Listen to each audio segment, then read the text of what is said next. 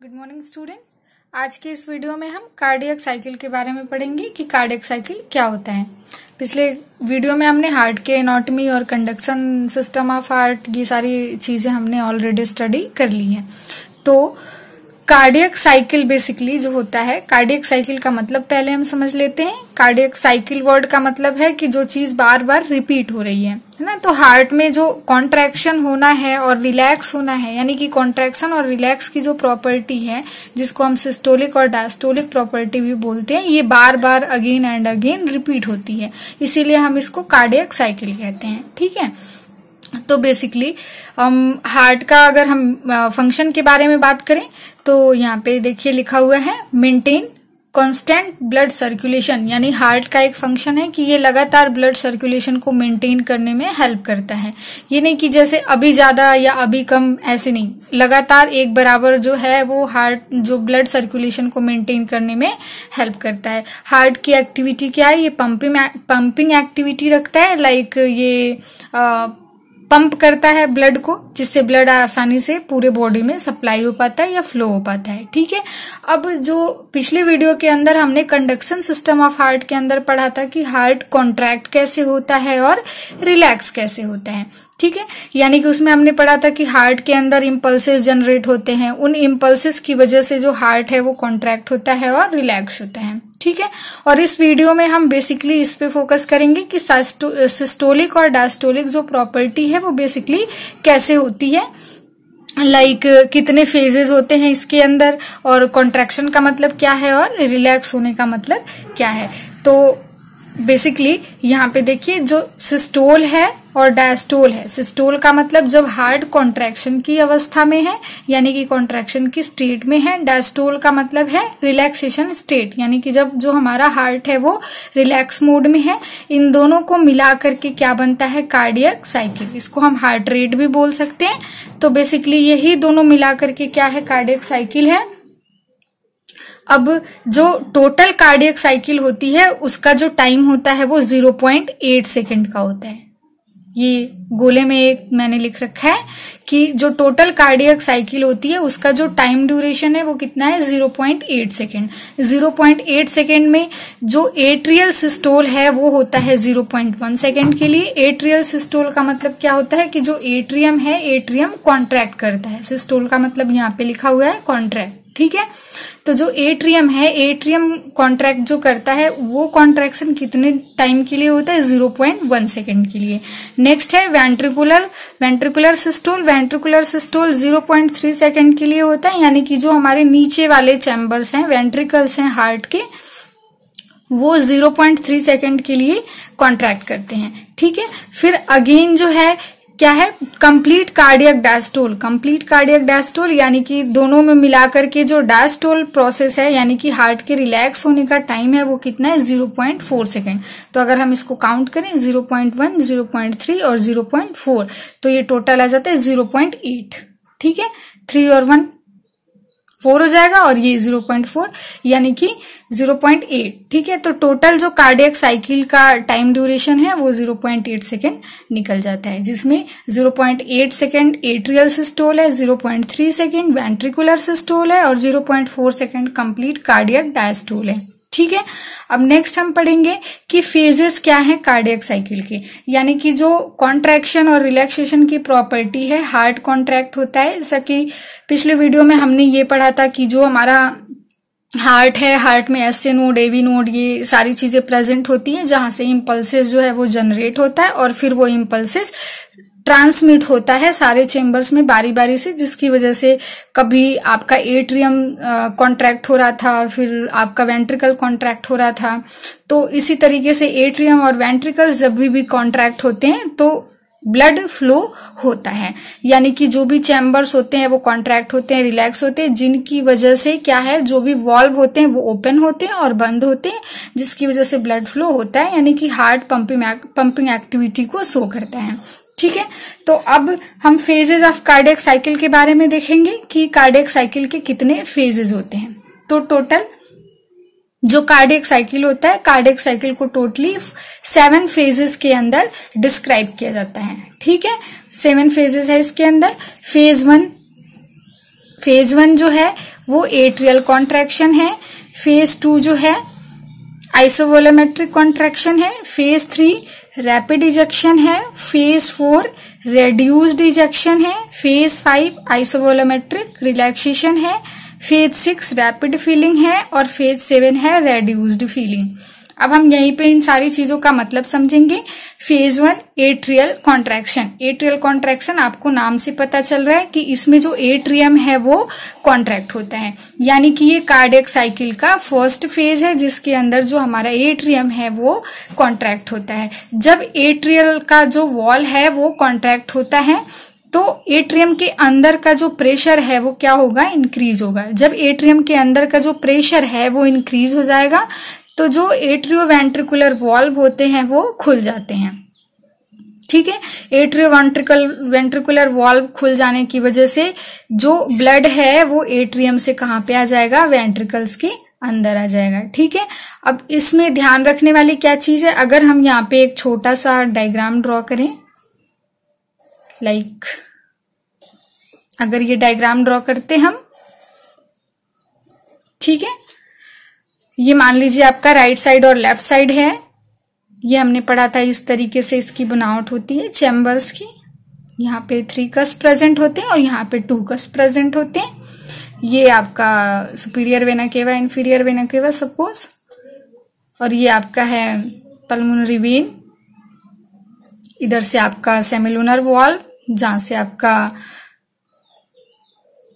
Pulmonary artery निकला हुआ है और यहाँ से आपका एरोटा निकला हुआ है। अगर इस स्ट्रक्चर को हम ध्यान में रखते हैं और हम पहला वाला जो अपना फेज है वो यहाँ पे समझने के लिए ट्राई करते हैं कि एट्रियल कॉन्ट्रैक्शन बेसिकली क्या होता है। एट्रियल कॉन्ट्रैक्शन के अंदर अब देखिए ये जो हमारा एट्रियम है, ये पूरा का पूरा जो चेम्बर है एट्रियम, ये एट्रियम क्या होगा, कॉन्ट्रैक्ट करेगा। चूंकि इसमें नाम में ही दिया हुआ है एट्रियल कॉन्ट्रैक्शन, तो इसमें जो एट्रियम है वो कॉन्ट्रैक्ट होगा। अब ये एट्रियम जब कॉन्ट्रैक्ट होगा तो इसके अंदर प्रेशर इंक्रीज होगा। ठीक है, अब एट्रियम के अंदर प्रेशर इंक्रीज होगा और वेंट्रिकल्स के अंदर उतना प्रेशर नहीं है, यानी वेंट्रिकल्स के अंदर कम प्रेशर है और एट्रियम के अंदर प्रेशर क्या है, ज्यादा है, जिसकी वजह से इस प्रेशर की वजह से ये जो वॉल्व है आपका वो नीचे की ओर खुल जाएगा। ठीक है, ये थोड़ा सा ऐसे से इसकी स्ट्रक्चर होती है, तो जब यहाँ पे फोर्स बढ़ेगा तो ये वॉल्व क्या होगी, ऐसे ओपन हो जाएगी। ठीक है, जब ये वॉल्व ओपन हो जाएगी, दोनों साइड में सेम प्रोसेस होता है, जब ये वॉल्व ओपन हो जाएगी तो जो ब्लड इसके अंदर भरा हुआ है वो ब्लड यहाँ से नीचे वाले चैम्बर में आ जाता है। ठीक है, तो आपका एट्रियम से जो ब्लड है वो कहाँ पे चला आएगा, वेंट्रिकल्स के अंदर, दोनों राइट एंड लेफ्ट, ट्राइकस्पिड और बाइकस्पिड वॉल्व के द्वारा। लेकिन अब इसमें ध्यान रखने वाली बात ये है कि जो आपका फर्स्ट फेज है एट्रियल कॉन्ट्रैक्शन वाला फेज, इसमें जो आपका एट्रियो वेंट्रिकुलर वॉल्व है ये ओपन होता है और जो आपका सेमिलुनर वॉल्व है ये क्लोज्ड होता है। ठीक है, यानी कि क्योंकि वेंट्रिकल्स के अंदर प्रेशर ज्यादा नहीं है इसलिए ये वॉल्व क्या होंगे, बंद होंगे, लेकिन यहाँ पे प्रेशर ज्यादा है इसकी वजह से ये दोनों वॉल्व क्या होंगे, खुल जाएंगे। तो इसकी वजह से जब यहाँ पे वॉल्व खुलेगा तो ब्लड अपने अपने चैम्बर से अपने अपने नीचे वाले वेंट्रिकल्स के अंदर आकर के फिल हो जाता है। ये है आपका फर्स्ट फेज जिसे हम एट्रियल कॉन्ट्रैक्शन फेज के नाम से जानते हैं। फेज है आइसोवोलोमेट्रिक कॉन्ट्रैक्शन। जब आइसोवोलोमेट्रिक कॉन्ट्रैक्शन स्टार्ट होता है उसके पहले, जैसे कि हमने अभी भी यहाँ पे पढ़ा कि ये वॉल्व ओपन होता है और ब्लड जो है वो नीचे आ जाता है। तो जैसे ही आपका एट्रियल कॉन्ट्रैक्शन कंप्लीट होता है, यहाँ पे हमने पढ़ा कि एट्रियल कॉन्ट्रैक्शन शुरू हो रहा था तो प्रेशर बढ़ रहा था, प्रेशर बढ़ने की वजह से वॉल्व ओपन हो रहे थे और जो ब्लड है ये यहाँ से यहाँ और यहाँ से यहाँ आ जा रहा था। ठीक है, अब मान लो कि कॉन्ट्रैक्शन फेज जो है वो कंप्लीट हो गया। जब कॉन्ट्रैक्शन फेज कंप्लीट हो जाता है तो धीरे धीरे यहाँ पे जो प्रेशर है वो डिक्रीज होने लगता है। इन दोनों में जब प्रेशर डिक्रीज होने लगेगा तो यहाँ से रिवर्स प्रोसेस क्रिएट होगा, यानी कि जो वॉल्व है यहाँ पे प्रेजेंट है उन पे रिवर्स प्रेशर लगेगा, यानी कि जब यहाँ पे प्रेशर कम हो रहा है तो इधर से इधर के साइड में प्रेशर लगेगा, जिसकी वजह से ये ऊपर की ओर क्या करेंगे, मूव करेंगे। ये जो वॉल्व है, तो जब प्रेशर इधर से नीचे से इधर से ट्रांसफर होगा या एक्सर्ट होगा तो ये वॉल्व क्या होंगे, क्लोज्ड हो जाएंगे। बंद हो जाएंगे। ठीक है, तो जब ये वाल्व जो है वो बंद होंगे तो यहाँ पे टकराव की वजह से, यानी कि फोर्स जो क्रिएट हो रहा है उसकी वजह से इनमें टकराव होता है, क्योंकि ये नीचे ऐसे थोड़े लटके हुए से होते हैं। तो जब ये ऊपर की ओर जाएंगे तो इन दोनों में टकराव होता है, जिसकी वजह से हमें एक साउंड सुनाई देता है। बेसिकली उसी साउंड को हम हार्ट का फर्स्ट साउंड कहते हैं। लबडब जो साउंड है हार्ट का, उसके अंदर जो फर्स्ट साउंड है वो यहीं पे क्रिएट होता है। ठीक है, जब जो हमारा एट्रियोवेंट्रिकुलर वॉल्व है वो क्लोज्ड होता है तो वहां पे फर्स्ट हार्ट साउंड सुनाई देता है, जिसे S1 साउंड भी फर्स्ट हार्ट साउंड के नाम से जानते हैं। ठीक है, तो अभी हम बात कर रहे हैं आइसोवोलोमेट्रिक कॉन्ट्रैक्शन। आइसोवोलोमेट्रिक कॉन्ट्रैक्शन में आइसो का मतलब क्या हो गया? इक्वल। ठीक है, वोलोमेट्रिक का मतलब क्या हो गया? वॉल्यूम, यानी कि इक्वल वॉल्यूम। यानी ऐसा फेज है, ये कार्डियक साइकिल का सेकेंड फेज है, जिसके अंदर क्या है, जो वॉल्यूम है वो एक बराबर रह रहा है, लेकिन यहाँ पे कॉन्ट्रैक्शन वर्ड जुड़ा हुआ है, यानी कि इसके अंदर वेंट्रिकल्स में कॉन्ट्रैक्शन होगा लेकिन वॉल्यूम क्या होगा? एक बराबर होगा। ये कैसे होता है हम इसे समझते हैं। सपोज अब क्या हुआ कि यहाँ पे जो वॉल्व था वो वॉल्व क्या हो गया? बंद हो गया। ठीक है, यहाँ पे वॉल्व पहले से ही बंद है। हमने अभी पढ़ा था कि यहाँ पे प्रेशर ज्यादा होता है तो ये वॉल्व खुलता है, लेकिन यहाँ पे वॉल्व बंद है तो अभी भी ये वॉल्व बंद है। यहाँ पे प्रेशर डिक्रीज हो गया जिसकी वजह से ये वाले वॉल्व भी बंद हो गए। ठीक है, अब मान लो कि एट्रियोवेंट्रिकुलर वॉल्व जो थे वो क्या होंगे? बंद हो जाएंगे। तो ये फेज स्टार्ट कहाँ से होता है? जहां से जो हमारे वेंट्रिकल्स हैं, वेंट्रिकल्स में जहां से कॉन्ट्रैक्शन शुरू होता है वहीं पे सेकेंड फेज स्टार्ट होता है ना। यानी कि वेंट्रिकल्स के अंदर इस फेज में कॉन्ट्रैक्शन होना स्टार्ट होता है। जब इस फेज के अंदर जब क्या है कि जब कॉन्ट्रैक्शन स्टार्ट होता है, कॉन्ट्रैक्शन होना शुरू हो जाता है, तो बेसिकली क्या है, इसके अंदर मान लो कॉन्ट्रैक्शन हो रहा है, इसके अंदर भी कॉन्ट्रैक्शन हो रहा है, लेकिन वॉल्व प्रेशर बढ़ रहा है, लेकिन अभी भी यहाँ पे प्रेशर ज्यादा है, इन दोनों जगहों पे प्रेशर ज्यादा है, और यहाँ पे प्रेशर अभी होना स्टार्ट हुआ है, मतलब कॉन्ट्रैक्शन होना स्टार्ट हुआ है, तो अभी प्रेशर बढ़ना शुरू हुआ है लेकिन ज्यादा बढ़ा हुआ नहीं है। इसलिए यहाँ पे भी वॉल्व क्लोज्ड होते हैं, यहाँ पे भी और यहाँ पे भी। इसलिए इस फेज के अंदर जो आपके वेंट्रिकल्स हैं, वेंट्रिकल्स के अंदर प्रेशर बढ़ता है लेकिन वॉल्यूम नहीं बढ़ता है। समझ आया प्रेशर कैसे बढ़ रहा है? क्योंकि यहाँ पे वेंट्रिकल्स के अंदर कॉन्ट्रैक्शन होना शुरू होता है, इसलिए यहाँ पे धीरे धीरे प्रेशर बढ़ना स्टार्ट हो जाता है। लेकिन चूंकि जो एट्रियोवेंट्रिकुलर वॉल्व है वो दोनों भी बंद है और जो सेमिलुनर वॉल्व है ये दोनों भी बंद है, इसलिए यहाँ पे जो वॉल्यूम है वो कांस्टेंट बना रहता है। इसीलिए हम इसको आइसोवोलोमेट्रिक कॉन्ट्रैक्शन के नाम से जानते हैं। ठीक है, यानी कि ऐसा कॉन्ट्रैक्शन जिसमें वॉल्यूम क्या है? सेम है ना, वॉल्यूम सेम है, केवल जो प्रेशर है वो ही इंक्रीज हो रहा है। अब आपका जो नेक्स्ट फेज आता है, थर्ड फेज, जिसको हम बोलते हैं रैपिड इजेक्शन। रैपिड का मतलब हो गया फास्ट, इजेक्शन का मतलब कोई भी चीज इजेक्ट आउट करना। ठीक है, तो रैपिड इजेक्शन का मतलब क्या हो गया कि वो फेज जिसमें रैपिडली कोई चीज इजेक्ट हो रही है, यानी कि बाहर निकल रही है। ठीक है, या किसी चीज के अंदर जा रही है। ठीक, तो बेसिकली हम वेंट्रिकल्स के कॉन्ट्रैक्शन के बारे में अभी पिछली फेज के अंदर पढ़े, यानी कि आइसोवोलोमेट्रिक कॉन्ट्रैक्शन के अंदर वेंट्रिकल्स के अंदर कॉन्ट्रैक्शन शुरू हो रहा था। लेकिन अब क्या है, रैपिड इजेक्शन के अंदर ये जो हमारा हार्ट का जो कार्डियक साइकिल है, ये थर्ड फेज है बेसिकली कार्डियक साइकिल का, जिसके अंदर वेंट्रिकल्स के अंदर प्रेशर बढ़ते बढ़ते बढ़ते बढ़ते ज्यादा बढ़ जाता है। जब यहाँ पे प्रेशर ज्यादा बढ़ गया और जो पल्मोनरी आर्टरी है, जो यहाँ पे आपको दिखाई दे रही है पल्मोनरी आर्टरी, यहाँ पे जो एरोटा दिखाई दे रहा है, यहाँ पे पल्मोनरी आर्टरी और एरोटा, इन दोनों के अंदर प्रेशर डिक्रीज्ड हो जाता है और इन दोनों के बीच में प्रेशर क्या होता है? बढ़ जाता है। जब यहाँ पे प्रेशर इंक्रीज हो गया और यहाँ पे प्रेशर डिक्रीज हो गया, इसके कंपैरिजन में कम है, तो यहाँ के जो वॉल्व हैं वो क्या होंगे? ओपन हो जाएंगे। ठीक है, तो जब लेफ्ट वेंट्रिकल जो है यहाँ पे प्रेशर ज्यादा हो गया, सॉरी ये है लेफ्ट वेंट्रिकल, यहाँ पे प्रेशर ज्यादा हो गया और जो एरोटा है यहाँ पे इसके कंपैरिजन में प्रेशर कम हो गया। सेम तरीके से राइट वेंट्रिकल के अंदर प्रेशर ज्यादा हो गया और जो आपकी पल्मोनरी आर्टरी है यहाँ पे कॉन्ट्रैक्शन मतलब प्रेशर जो है वो कम हो गया।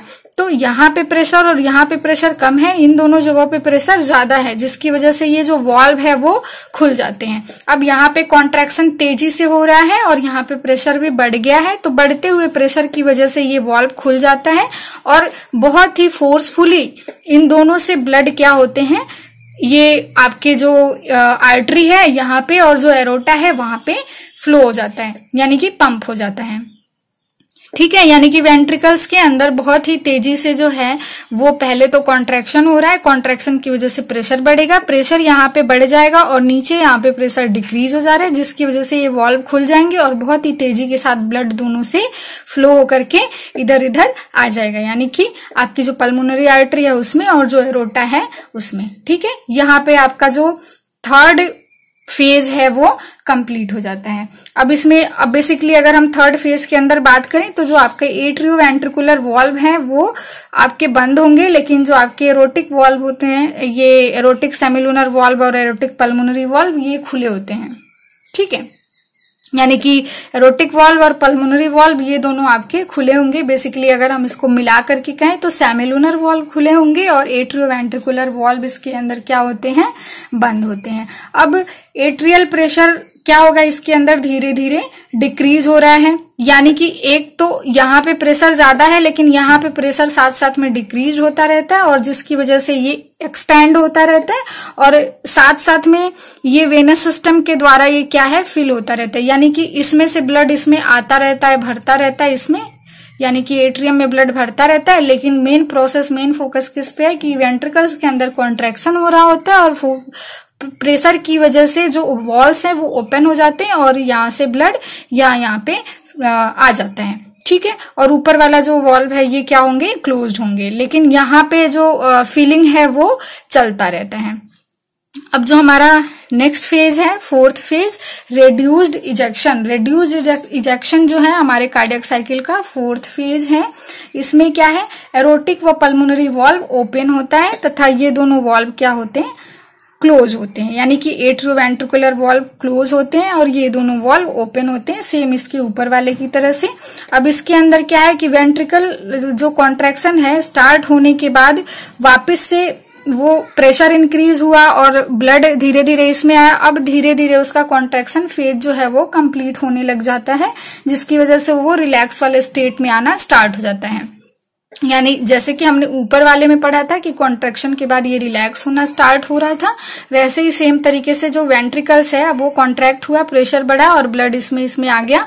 अब धीरे धीरे ये रिलैक्स होना स्टार्ट होगा। तो जैसे जैसे ये रिलैक्स होने लगेगा इसके अंदर का जो प्रेशर है वो भी फॉल हो जाएगा, यानी कि गिर जाएगा।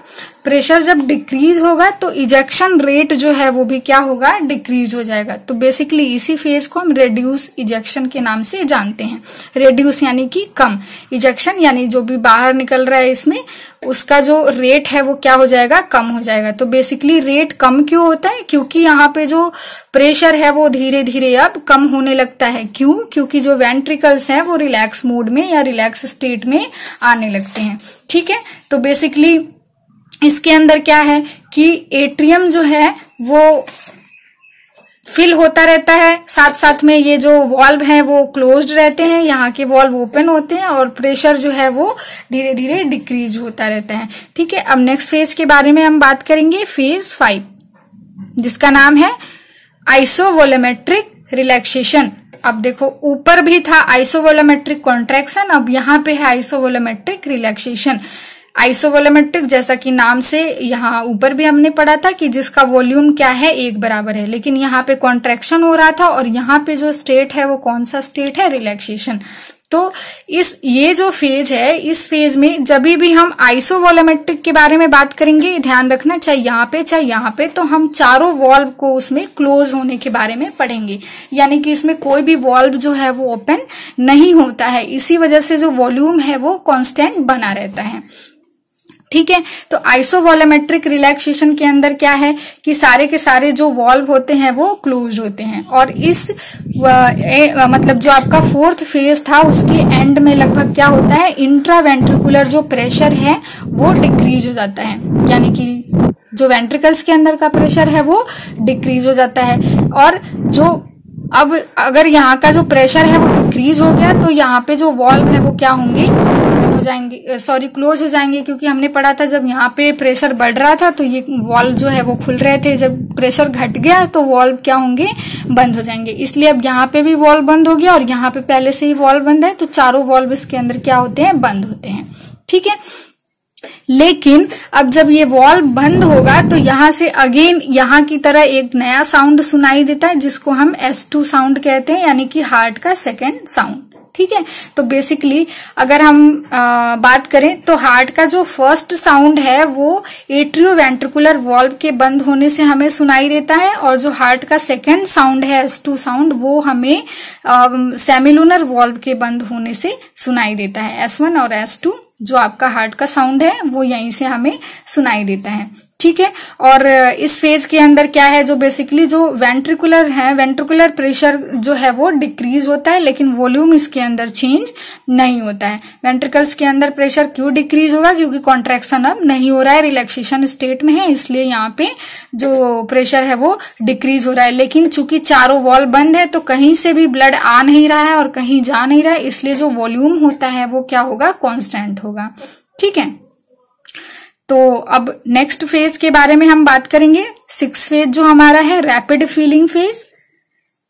रैपिड फीलिंग फेज, रैपिड माने बहुत तेजी से और फीलिंग माने कोई भी चीज का फिल होना। ठीक है, तो इस फेज में जो एट्रियोवेंट्रिकुलर वॉल्व है वो ओपन रहता है तथा सेमिलुनर वॉल्व जो है वो क्लोज होगा, यानी यहाँ का वॉल्व क्लोज होगा और इन दोनों का वॉल्व क्या होगा, खुला होगा। रैपिड फीलिंग फेज यानी कि वापस से वेंट्रिकल बहुत ही तेजी के साथ इसमें फिल होता है। इसके पहले ये वाला चैम्बर फिल होने के बारे में हमने पहले ही पढ़ा, जब इसमें कॉन्ट्रैक्शन रिलैक्सेशन का प्रोसेस चल रहा था तभी यहाँ से वेनस जो भी के द्वारा ये जो एट्रियम थी वो फिल हो रही थी अपने अपने वेनस सिस्टम के द्वारा। ठीक है, तो रैपिड फीलिंग के अंदर बेसिकली क्या होता है कि जो हमारा 5th फेज है उस फेज के एंड में जब वेंट्रिकल्स रिलैक्स होना स्टार्ट होता है तभी एट्रिया में ब्लड फीलिंग होता रहता है, यानी कि जब ये रिलैक्स होता है उसी टाइम पे यहाँ पे ब्लड फीलिंग होता रहता है। ठीक है, तो अब क्या है कि इसके अंदर का प्रेशर क्या हो गया, ज्यादा हो गया, यानी कि यहाँ पे प्रेशर ज्यादा हो गया क्योंकि इसमें ब्लड क्या हो गया, फिल हो गया। जबकि यहाँ पे रिलैक्सेशन स्टेज चल रहा है तो यहाँ पे जो प्रेशर है वो क्या होगा, डिक्रीज हो जाएगा।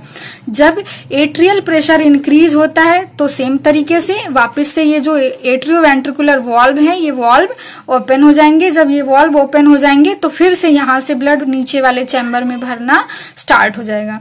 ठीक है, जब वेंट्रिकल्स रिलैक्सेशन कंप्लीट हो जाता है तब तक, यानी कि जब वेंट्रिकल्स के अंदर रिलैक्सेशन कंप्लीट होता है तब तक एट्रिया के द्वारा ब्लड वेंट्रिकल में फिल होता रहता है ना। जब यहाँ पे है वॉल्व खुल गया तो यहाँ पे जो है आपका ब्लड फिल होता रहता है। जो आपका लास्ट स्टेज है रेड्यूस्ड फीलिंग, रेड्यूस्ड फीलिंग, इसमें क्या था, रैपिड फीलिंग। रैपिड फीलिंग का मतलब बहुत तेजी के साथ जो ब्लड है वो वेंट्रिकल्स में फिल हो रहे थे। 7th फेज जो आपका लास्ट फेज है इसमें है रेड्यूस्ड फीलिंग। रेड्यूस्ड फीलिंग ये बेसिकली जो है कार्डियक साइकिल का 7th फेज है जो कि सबसे लास्ट में आता है। इस फेज में एट्रियोवेंट्रिकुलर वॉल्व ओपन होते हैं तथा वेंट्रिकल्स ब्लड से फिल हो जाता है और इसमें वेंट्रिकल्स के अंदर का जो प्रेशर है वो इंक्रीज हो जाता है।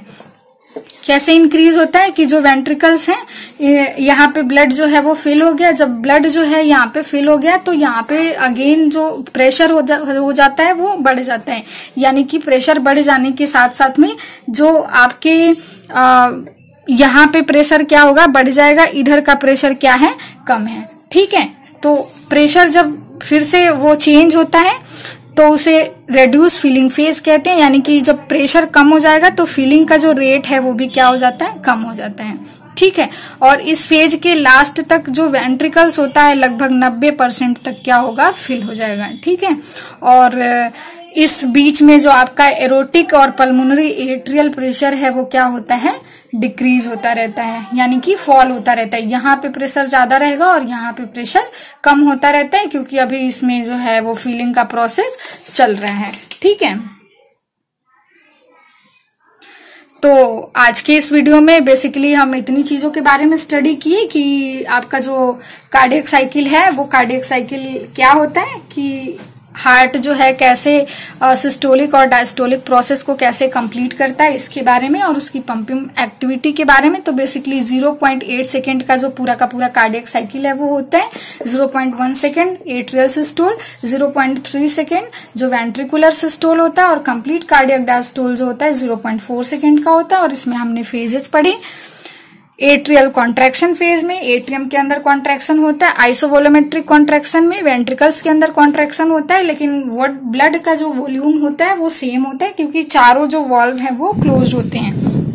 रैपिड इजेक्शन के अंदर क्या है, रैपिडली यहाँ पे वॉल्व ओपन हो जाते हैं और ब्लड जो है पल्मोनरी आर्टरी में और एरोटा के अंदर फिल होता है प्रेशर बढ़ जाने के कारण। अब रिड्यूस्ड इजेक्शन का मतलब क्या है, इसमें जो आपके वेंट्रिकल्स हैं वो रिलैक्सेशन वाले स्टेज में आ जाते हैं, तो रिलैक्स जैसे जैसे होते हैं प्रेशर कम होता जाता है और फीलिंग का जो रेट है वो भी डिक्रीज हो जाता है, जिसको हम रिड्यूस इजेक्शन बोलते हैं। आइसोवोलोमेट्रिक रिलैक्सेशन के अंदर बेसिकली क्या है कि अब क्या है कि धीरे धीरे ये पूरी तरीके से रिलैक्सेशन वाले मोड में चला जाता है, जैसे चारों वॉल्व अगेन बंद हो जाते हैं और वो ब्लड का जो वॉल्यूम है वो कांस्टेंट रहता है, लेकिन जो प्रेशर है वो डिक्रीज हो जाता है।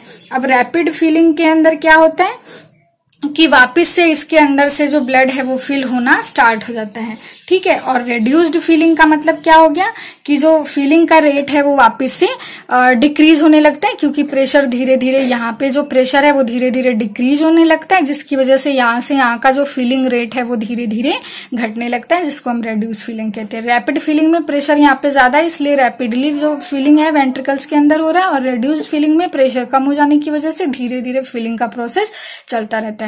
तो टोटली ये फेजेस ऑफ कार्डियक साइकिल के बारे में था, और यहाँ पे ये टॉपिक कंप्लीट हो जाता है। Thank you.